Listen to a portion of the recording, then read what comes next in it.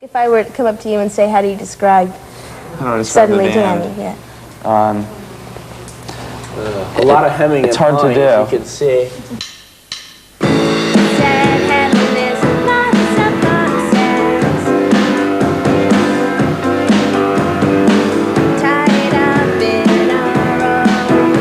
We have elements of an acoustic band because of the piano and the bass, and we don't use guitars or anything like that. I mean, I guess it truly is alternative.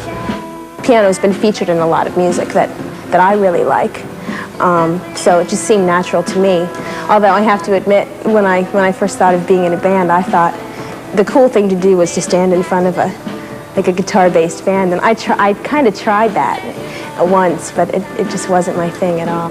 Guitarless, yes, but it works for Suddenly Tammy. The trio's piano-driven debut album released last year had critics searching high and low for comparisons. The most creative? Carole King meets Charlie Brown.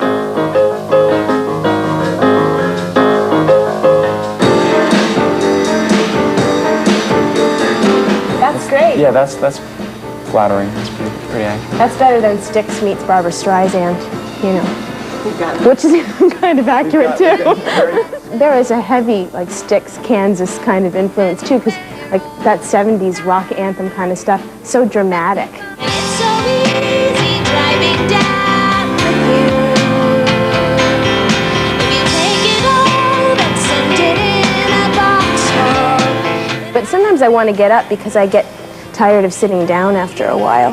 You enjoyed the security of being able to lob your instrument into the audience for safety purposes at any time. Out on their first major tour this past June, Suddenly Tammy had the typical opening act experience when they were paired somewhat surprisingly with their complete musical opposite, British mope rockers Suede. We would come on stage and you could even audibly sometimes hear, you know, what's this?